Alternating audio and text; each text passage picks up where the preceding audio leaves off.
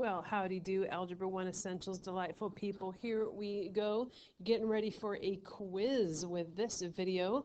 There will be no assignment associated with this, just a way for us to kind of work through some ideas so you know what to expect. So enjoy. Here is a warm-up for you. Do this warm-up, and then I'll come on back and we'll talk about it together. Alrighty. So here we go. Now, we're going to try to find the error. So let's just rewrite it, and we'll work our way through it and see if we can find where this person made a mistake. So we have x over 4 plus 6 is greater than or equal to 3. Now, we've talked about solving inequalities before. It's very much like solving an equation. And there's nothing to simplify here because we have two terms that are not alike on the left and just the 3 on the right. And then we want to start by getting rid of the term that doesn't have the variable. And so the best way to go about this would be to subtract 6 from both sides. And that is exactly what they did not do. What they did on this is that they multiplied by 4.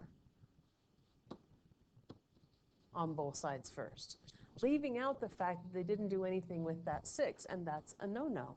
And so the problem is the error comes right here, that they didn't do the correct first step. You should have subtracted 6 from both sides first. And so you have this cancellation, and you have x over 4 is greater than or equal to 3 minus 6, which is negative 3, which is going to change some things. And now if you're dividing x by 4 in order to get rid of it, now you're going to multiply both sides by 4. That creates this cancellation. We have x is greater than or equal to negative 3 times positive 4 is negative 12, and that is the correct answer. Now we did not flip the value of that, or we didn't flip the symbol around because we didn't multiply by a negative. We did multiply, but not by a negative. And so the error was that they multiplied before they subtracted that 6, and that doesn't work out. All right. So get your notebook out. To get ready for this quiz, take some time to dig into that notebook. Write your questions. The reason why you write questions is so you can quiz yourself on them. Cover up your notes and quiz yourself on the questions that you've been writing. Also, get into the writing of the summaries. Make sure that you have all those summaries written.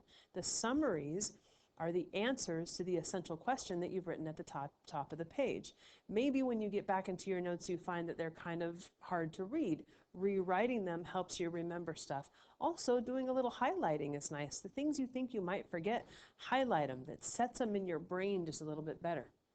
For the review we're about to do, you can add to the notes that you already have or start a new page. It's totally up to you, but let's do this. So we started out this unit talking about inequality statements and being able to write an inequality from words. And we got with it this little graph, it's not a graph, but like a chart of the kinds of words that are used when we're trying to express inequality symbols. So number 1 says a number x is less than 2. And the way that I do this is I write the symbols directly underneath so that I can kind of pull everything together. This says a number x, and so they're telling me that I'm going to use x. Is less than is found in our chart with this symbol right here, so that goes here. And then 2 is already a symbol, and there you have it. X is less than 2. And that's how you do that one. Now the next one says a number m, right here, plus translates to that symbol, 4 is greater than or equal to, is greater than or equal to. There it is. So we're going to use this symbol, 7. Okay, and now we can pull all that together. We have m plus 4 is greater than or equal to 7.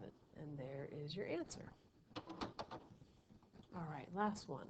This one's just a little bit trickier.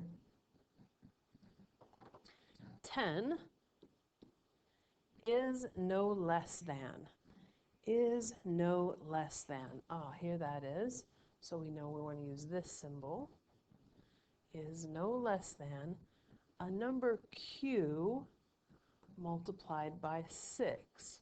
So let's pull this together. We have 10 is greater than or equal to q, now we could say it like this, times 6. You could certainly say it like that. Multiplied by is going to be this symbol right here.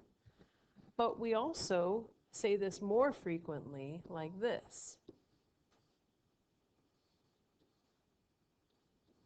6q. 6 times q, q multiplied by 6. There's a lot of different ways of saying it, so you get to choose your way. Don't be scared, it's okay. Whatever works for you works for me. Okay, so let's keep going. Let's just keep working a bunch of problems. So the next thing we talked about was the solutions to inequalities. And we talked about how in equations, they have one particular answer, but inequalities could have an infinity of answers, which is kind of why we graph them. So we're testing to see if the solution, if the number is a solution to the inequality. So we're saying that u plus 7 is less than 4, and then what this part means is that we're going to test with the number 2. We're going to put the number 2 in for u and see if we get a true statement. So we're going to jam that in there, and then that's plus 7 is less than 4. Well, let's see. 2 plus 7 is 9 is less than 4. That is not true, and so the answer to this is no, because 9 is not less than 4. Now, why this says 10, I don't know. But this is saying 5p is greater than or equal to 24, and what we're going to use for p is the number 6. That's what that means, and we don't even really need to worry about that part. So let's jam it in there. We got 5 times 6. I'm going to put a dot for times. That works. Is greater than or equal to 24. Well, let's see. What's 5 times 6? 30. Is that greater than or equal to 24? Yes, it is. And so the answer to this one is yes. All right, so that's how you do those kind of problems. You just use the number they give you, put it in, and see if you get a true statement. So then we went on from there and we started talking about the fact that inequalities represent a large number of possible solutions. We write graphs about them so that we can we can visualize the answers to an inequality. And this says, write an inequality that represents the graph. Well, graphs have numbers and arrows and a number line, and they also have open and closed dots. Open dots are going to use this kind of a symbol, a less than or a greater than, and then closed dots always include the fact that it could be equal to. Okay, so that's how we're going to be looking at these inequalities. So the first thing to do is just to pick a letter. I'm just going to pick X. And then you're going to look at your significant value. So the open dot is above -2. So we're going to be comparing X to -2, and then we have to decide on the symbol. Well, it's an open dot, so we're going to choose either the less than or the greater than. And we know we're going to choose the less than because that colored in arrow is to the left or getting smaller. And so X is less than -2. All right? Technological issues. There we go. All right, so let's see, what letter I'm going to use this time. How about, I don't know, P. How about that? And our significant number this time is 1, and so I'll put a 1 there. And now I have to decide on the symbol. Well, it's a closed dot, so it's either going to be less than or equal to or greater than or equal to. But since the arrow is pointing to the right, the numbers are getting bigger, we're going to choose greater than or equal to. And you're done. So that is how you can take a graph and write an inequality. So now, after that, we got into solving inequalities, and the good news was that solving inequalities was almost exactly like solving equations, except for one thing. If you multiply or divide an inequality by a negative number, you have to flip the symbol. So these won't require that because they're one-step inequalities, and really, just looking at the two sides, all we need to do is get rid of, in number 1, that -3. So we're going to add 3 to both sides. That creates this cancellation, and we have t. We don't have to flip the symbol because we didn't multiply or divide by a negative. Negative 2 plus 3 is 1, and there you go. And then it asks us to graph the solution. So let's draw a number line. And on that number line, we put our significant number, which is 1, and then we put a number that's smaller and a number that's bigger. And now its t is greater than 1, and greater than comes with an open dot. And then t is bigger, and so you color in the bigger direction. All right, number 2. We are saying that 4 is less than p minus 2. Well, to create the cancellation, you're going to add 2 to both sides. That creates this cancellation. 4 plus 2 is 6. We don't have to switch the symbol because we have not multiplied or divided by a negative. And the 2's canceled, so we have p. So 6 is less than p is our answer. Now let's graph it. Our significant number is 6. 5 is smaller.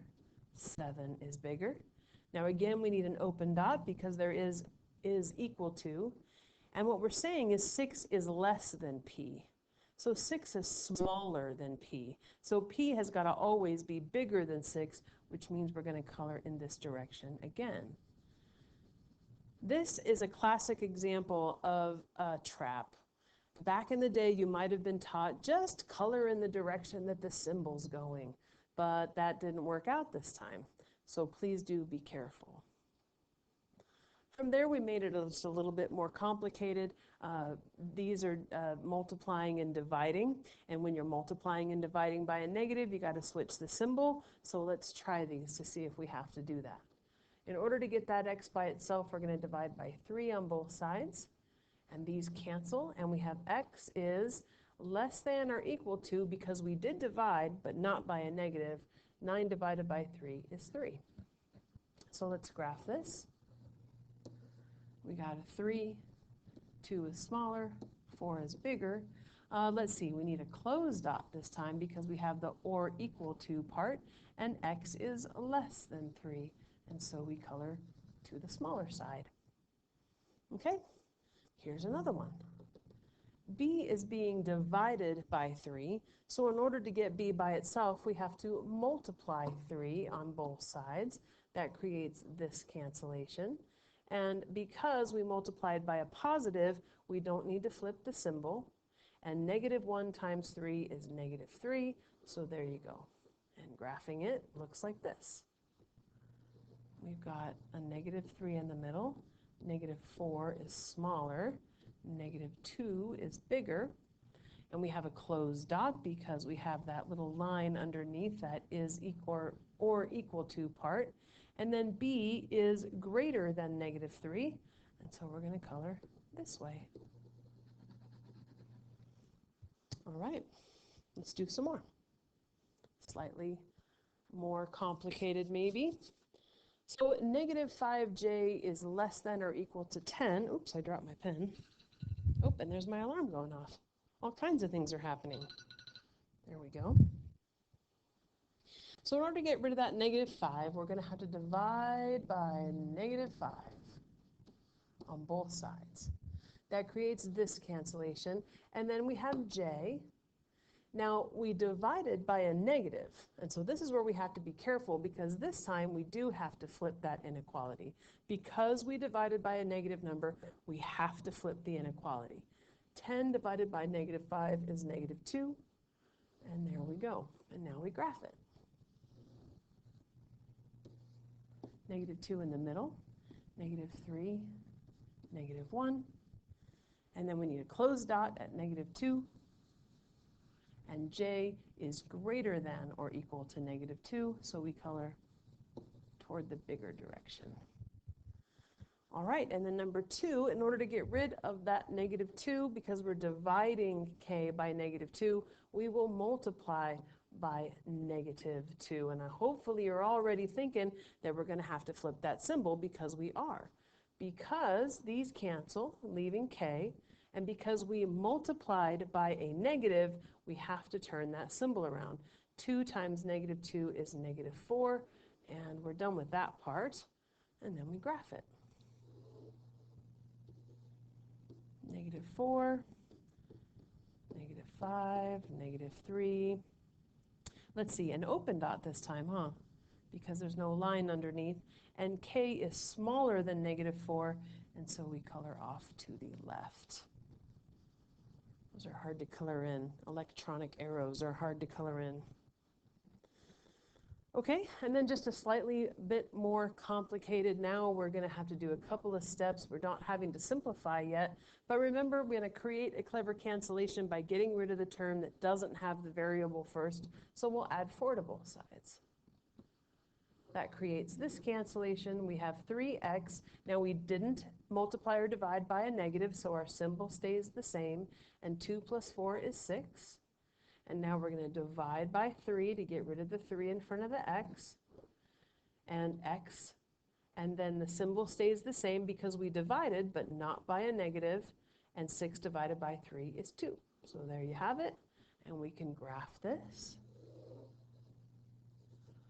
2 in the middle, 1 is smaller, 3 is bigger, we have an open dot, and x is smaller than 2. There we go. A lot like solving an equality, except you just got to remember about that multiply and divide by a negative part. All right, here's another one. Get rid of the term that doesn't have the variable first, subtracting 6 from both sides. Gives me k over 3 on this side. Now I subtracted, so I'm going to leave the symbol the same. 7 minus 6 is 1. And then in order to get rid of that 3, since I'm dividing k, I'm going to multiply by 3. That creates this cancellation. And k, we leave the symbol the same because we multiplied, but not by a negative, is less than 1 times 3, or 3. And then we can graph it. 3 in the middle, 2 is smaller, 4 is bigger, we have an open dot, and k is less than 3. Hopefully you're starting to see some patterns here. You're starting to anticipate what I'm going to do because you're getting good at seeing how it goes. All right, so it's getting a little bit more complicated. Now we're going to have to simplify. See how there's parentheses? That means we're going to distribute. So the 4 on this side is going to stay the same. And we're going to multiply by this -2. And we'll get -2y. And then -2 times 3 is -6. Now, you might want to turn the symbol around because you multiplied by a negative, right? But remember, it says you must be multiplying both sides by a negative to do that. So in this case, you will not. It's only when you multiply or divide both sides of an equality by a negative, then you'll flip the symbol. Very important. All right, and so now we don't have to simplify anymore, so let's add 6 to both sides. Now we're doing things to both sides. But since we added, we won't have to flip the symbol on this step. 4 plus 6 is 10. It's still less than -2y. Now, in order to get rid of that -2, we're going to have to divide by a negative. Oh, here we go, and we have to do it to both sides. So now we have to flip that symbol. 10 divided by -2 is -5. That's going to be greater than now. These cancel y, and there you have it. Now we can graph it. -5, -6, -4, we have an open dot at 5, and 5 is greater than y. In other words, whatever y is, it has to be smaller than -5, and so we will color in this direction. Another time where the inequality symbol didn't tell us which way to color, we had to be careful. And the reason why we flipped it was because we divided on both sides. When we multiplied by a negative here, we didn't have to flip it because we didn't do it to both sides. It wasn't until this step where we actually divided by a negative on both sides that we had to flip that symbol. Okay, another one. Here we go. There's parentheses, so we have to distribute. 6 times W is 6W. 6 times -2 is -12. There's our symbol. 24 stays the same, and we're off and running. There's no more simplification to do, so let's add 12 to both sides. That's the next best step. That's going to create this cancellation here. 24 plus 12 is 36. And let's see, we don't have to flip the symbol because we didn't multiply or divide by a negative. Is greater than or equal to 6W. And then we're going to divide both sides by 6. 36 divided by 6 is 6. We're going to leave the symbol the same because even though we divided it was by a positive, these cancel, and there's W. And we graph. And we graph. 6 here, 5 is smaller, 7 is bigger. We have a closed dot this time because of that or equal to part, and 6 is bigger than W, and so W has to be always smaller than 6. And so, wow, that's a big arrow, but it gets the point across. Oops, I clicked the wrong button. All right, that is all the examples. So we're going to be doing stuff like that on the quiz. This is the last quiz of the semester. Here's how this quiz will only help your grade. If you take this quiz before February 17th at 5 p.m. and it bumps your grade up, I will include it for this semester.